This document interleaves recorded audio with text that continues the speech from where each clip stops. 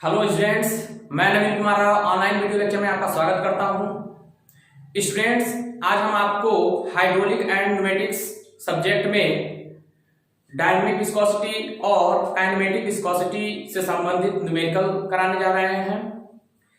इससे पहले जो हमने वीडियो बनाया था उसमें काइनेमेटिक विस्कोसिटी और डायनेमिक विस्कोसिटी के बारे में बता दिया था। ठीक है,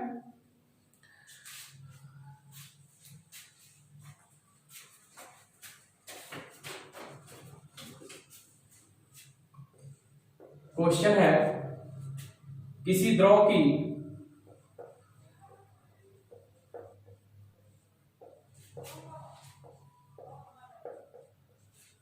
निरपेक्ष गतिकी श्यानता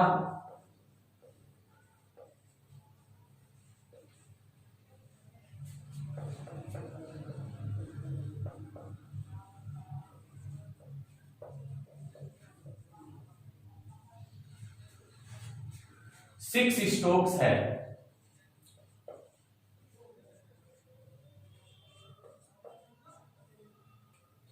और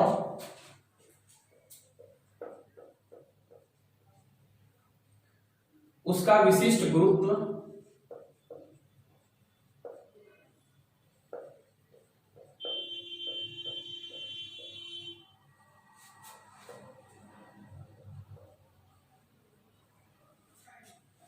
1.9 है, तब उस द्रव की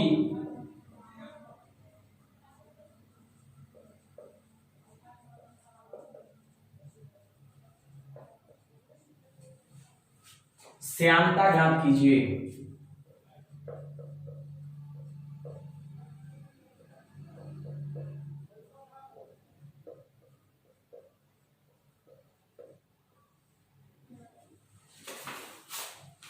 ठीक है, इस क्वेश्चन में यह कहा है किसी द्रव की निरपेक्ष गतिकी श्यानता। निरपेक्ष गतिकी श्यानता का मतलब होता है काइनेमेटिक विस्कोसिटी। ठीक है ना, वो कितना दिया है? 6 स्ट्रोक्स दिया है। गिवन है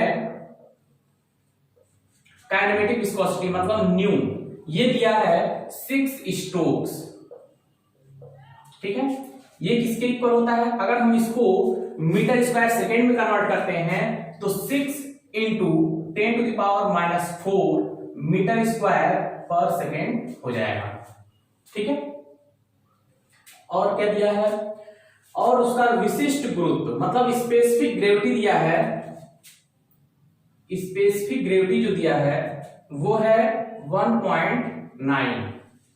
ठीक है, तब उस द्रव की श्यानता ज्ञात कीजिए। श्यानता का मतलब हो गया विस्कोसिटी कैलकुलेट करना। ठीक है ना, तो हमको म्यू निकालना है। म्यू जो है हमको कैलकुलेट करना है। ठीक है, न्यू और म्यू में यही रिलेशन होता है, न्यू इक्वल टू होता है म्यू अपॉन रो। ठीक है, म्यू कैलकुलेट करना है, रो भी नहीं पता है और न्यू जो है वो दिया हुआ है। तो रो कैसे कैलकुलेट करेंगे? स्पेसिफिक ग्रेविटी दिया हुआ है। स्पेसिफिक ग्रेविटी क्या होता है? किसी भी लिक्विड का स्पेसिफिक ग्रेविटी जो होता है उस लिक्विड के डेंसिटी मतलब rho of liquid divided by rho of water at 4 degree centigrade. ठीक है ना, ये स्पेसिफिक ग्रेविटी दिया हुआ है। ये कितना है? 1.9 और ये दिया है 1000। इसको कैलकुलेट कर लेंगे, ये रो ऑफ लिक्विड आ जाएगा। ये हो जाएगा आपका रो ऑफ लिक्विड 1900 किलोग्राम पर मीटर क्यूब आ जाएगा। ठीक है, तो यहां पर क्या होगा? जब रो ऑफ लिक्विड आ गया है तो इसमें हम पुट कर देंगे। ठीक है, तो म्यू आ जाएगा, म्यू इज इक्वल टू हो जाएगा न्यू इंटू रो। ठीक है, न्यू का वैल्यू कितना है? 6 इंटू 10⁻⁻4 और रो की वैल्यू है 1900। ठीक है, जब हम इसको कैलकुलेट करेंगे तो कितना आएगा? 19 × 114 हो गया और 2 जीरो ये है। ठीक है, तो 10⁻⁻4 है तो ये हो जाएगा आपका यहाँ पे, ये किस में आया है? ये न्यूटन सेकेंड पर मीटर स्क्वायर में आया है, ठीक है ना। जो श्यानता है म्यू क्या है? श्यानता है, डायनेमिक विस्कोसिटी या सिंपल विस्कोसिटी, ये कितना आया है? 1.14 न्यूटन सेकेंड पर मीटर स्क्वायर, ठीक है। अगर इसको हमको क्वाइज में कन्वर्ट करना है तो क्वाइज में क्या लिख सकते हैं?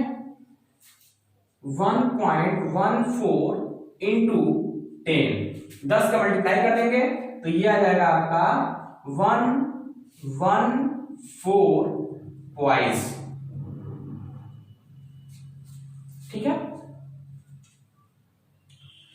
नेक्स्ट जो है क्वेश्चन करा रहे हैं आपको,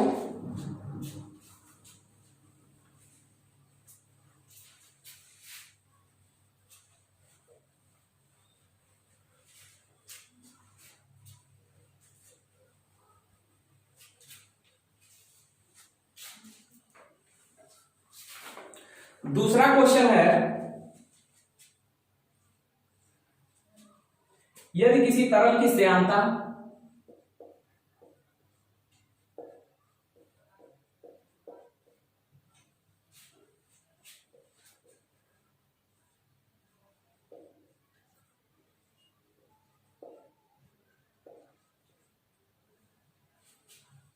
0.07 क्वाइज है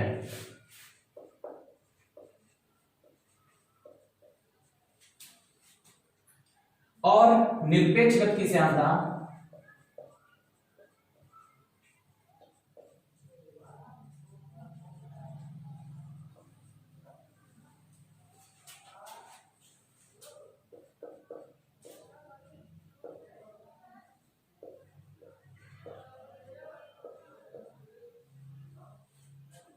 0.042 स्टोक है।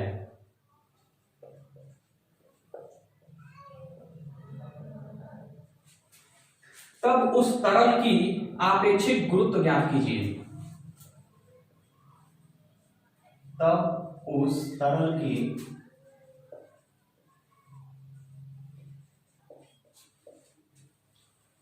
आपेक्षिक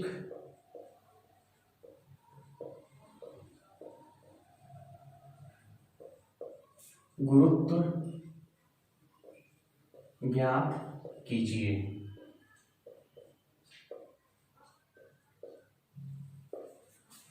ठीक है, देखिए क्वेश्चन में ये कह रहा है यदि किसी तरल की श्यानता 0.07 क्वाइज है। श्यानता का मतलब हो गया डायनेमिक विस्कोसिटी या सिंपल विस्कोसिटी, ठीक है ना। ये क्वाइज में दिया हुआ है 0.07, ठीक है ना। ये गिवन हम नोट कर ले रहे हैं। म्यू इज इक्वल टू जो है वो दिया है 0.07 क्वाइज, ठीक है। इसको हम कन्वर्ट कर रहे हैं न्यूटन सेकेंड पर मीटर स्क्वायर में, तो ये हो जाएगा 0.07 अपॉन 10 न्यूटन सेकेंड पर मीटर स्क्वायर, ठीक है ना। क्योंकि यहां पर हम साइड में लिख दे रहे हैं 1 क्वाइज जो होता है वो कितना होता है 1/10 न्यूटन सेकेंड पर मीटर स्क्वायर होता है, ठीक है ना। दूसरा क्या दिया है, और निरपेक्ष गति की श्यानता जिसको बोलते हैं काइनेमेटिक विस्कोसिटी। काइनेमेटिक विस्कोसिटी जो दिया है न्यू इज इक्वल टू कितना दिया है 0.042 स्ट्रोक, ठीक है। ये स्ट्रोक में दिया है, यूनिट जो है स्ट्रोक है इसका। इसको हम फिर कन्वर्ट कर रहे हैं मीटर स्क्वायर पर सेकेंड में, तो ये हो जाएगा आपका 0.042 इंटू 10⁻⁴ मीटर स्क्वायर पर सेकेंड, ठीक है ना। क्यों होता है ऐसा, क्योंकि 1 stroke is equal to 10⁻⁴ metre square पर सेकेंड होता है, ठीक है। फिर क्या कहा है, तब उस तरल की आपेक्षिक गुरुत्व ज्ञात कीजिए, मतलब स्पेसिफिक ग्रेविटी कैलकुलेट करना है, ठीक है ना। तो गिवन जो है म्यू है और न्यू है, इसका मतलब हम ऐसे कर सकते हैं nu is equal to mu upon rho, ठीक है। तो यहां से हम रो कैलकुलेट कर लेंगे, मतलब कि रो इज इक्वल टू हो जाएगा म्यू अपॉन न्यू, ठीक है ना। म्यू का वैल्यू जो है 0.07 है और न्यू डिवाइड बाय 10 है। न्यू का वैल्यू दिया है 0.042 इंटू 10⁻⁻⁴, ठीक है। यहां से जब हम इसको कैलकुलेट करेंगे तो क्या होगा, ये आपका हो जाएगा 0.07 इंटू 10⁴ अपॉन, इसमें मल्टीप्लाई हो जाएगा, हम ऐसे भी करते हैं 10 इंटू 0.042। इसको जब कैलकुलेट करेंगे तो इसका जो वैल्यू आएगा वो आएगा लगभग 1667 किलोग्राम पर मीटर क्यूब, ठीक है ना। जब आप इसको कैलकुलेट करेंगे तो लगभग 1667 केजी पर मीटर क्यूब इसका डेंसिटी आ जाएगा, ठीक है। अब डेंसिटी हमको पता चल गया, उस लिक्विड का जो डेंसिटी है वो कितना है 1667 किलोग्राम पर मीटर क्यूब, ठीक है।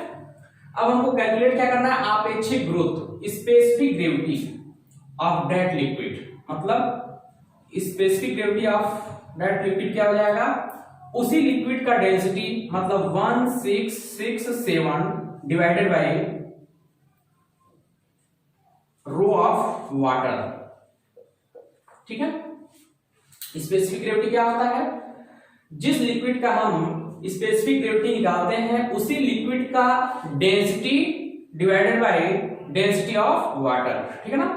ये वाटर की डेंसिटी है, इसको जब कैलकुलेट करेंगे तो ये आ जाएगा आपका 1.667। स्पेसिफिक ग्रेविटी जो है इसका कितना हो जाएगा 1.667 आ जाएगा, ठीक है। Thank you students.